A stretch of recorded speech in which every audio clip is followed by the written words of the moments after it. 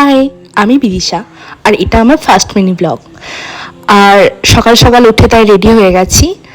একটা শুভ কিছু সূচনা করেই আমি ফার্স্ট মিনি ব্লগটা শুরু করলাম।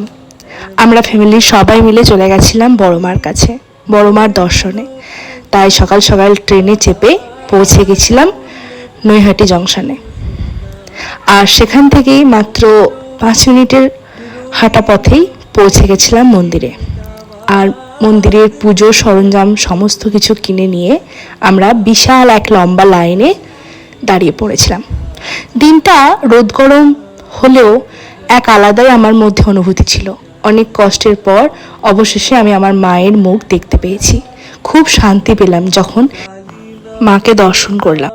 পুজোর শেষে আমরা সবাই চলে যাই আবার আসিব ফিরে বলে একটা রেস্টুরেন্টে। আর সেখানেই আমরা সবাই নিজের পছন্দ মতো লাঞ্চ সেরে নিই। আর লাঞ্চের পর আমরা চলে গেছিলাম নৈহাটির গঙ্গার ফেরিঘাটে। রোদ গরমের মধ্যেও গঙ্গার ঘাটে থাকতে এক আলাদাই অনুভূতি হচ্ছিল, আলাদাই একটা ফুরফুরে হাওয়া দিচ্ছিল। আর তারপর আমরা আবার ট্রেনে করে সবাই নিজের নিজের জায়গায় বাড়ি ফিরে যাই। আজ এইটুকুই, টাটা।